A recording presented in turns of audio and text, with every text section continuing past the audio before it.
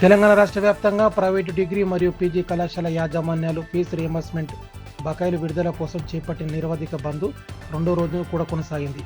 ఈ సందర్భంగా నేడు యాదాద్రి భువనగిరి జిల్లా భువనగిరి పట్టణంలోని వినాయక్ చౌరస్తా వద్ద గల డాక్టర్ బిఆర్ అంబేద్కర్ విగ్రహానికి ప్రైవేటు డిగ్రీ మరియు పీజీ కళాశాల యాజమాన్యాలు వినతి పత్రం సమర్పిస్తూనే మరియు భువనగిరి శాసనసభ్యులు కుమ్మమల్లి కుమారెడ్డికి వినతి పత్రం అందజేశారు. ఈ సందర్భంగా పలువురు ప్రైవేటు డిగ్రీ కళాశాల యాజమాన్యాలు మాట్లాడారు. రాష్ట్ర వ్యాప్తంగా 3వ తారీఖు నవంబర్ నుంచి కళాశాల బంద్ను నిర్వహిస్తున్నాము.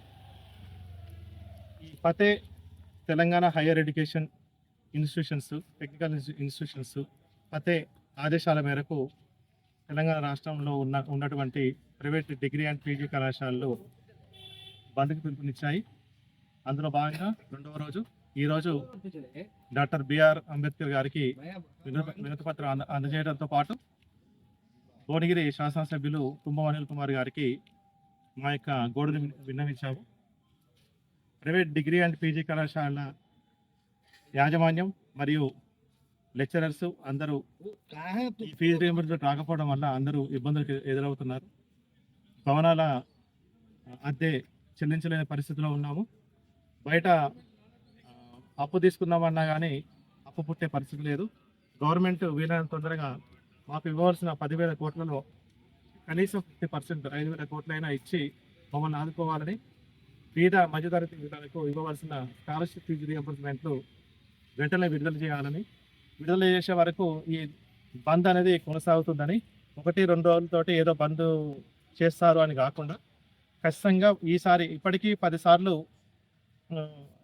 మమ్మల్ని మభ్యపెట్టుకుంటూ మేము రిలీజ్ చేస్తాము, మీరు బంద్ విరమించుకోండి, రిలీజ్ చేస్తాం, బంద్ విరమించుకోండి అని చెప్తూ ఉంటే మేము కూడా సరే మనకి రిలీజ్ చేస్తారు కదా, మనం కూడా ఎందుకు ఉద్యోగం చేయాలని చెప్పి ఇప్పటివరకు కూడా మేము వేచి చూసాము.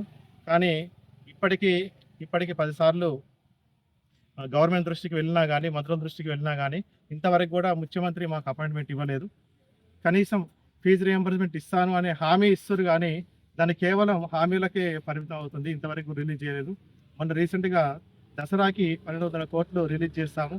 ఆ 1,200 కోట్లు 600 కోట్లు దసరాకి, దీపావళికి మిగతా 600 కోట్లు రిలీజ్ చేస్తామని చెప్పి మాట తప్పి కేవలం 300 కోట్లు మాత్రమే ఇచ్చి మమ్మల్ని చాలా నిరాశకు గురి చేశారు. మా అధ్యాపకులకి జీతాలు ఇవ్వలేని పరిస్థితుల్లో, బిల్డింగ్ రెంట్లు ఇవ్వలేని పరిస్థితుల్లో ఉన్నామని చెప్పి ఎన్నోసార్లు విన్నవించినా కానీ దీన్ని మన కక్షపూరితంగా గత ప్రభుత్వాలు ఇచ్చిన అమౌంట్ని మేమెందుకు ఇస్తామనే ధోరణిలో చేయడం ఇది చాలా దురదృష్టకరం.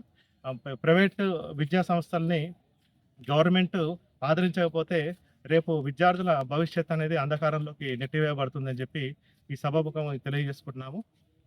Telangana private degree and PG కళాశాల సమైక్య వర్ధిల్లాలి.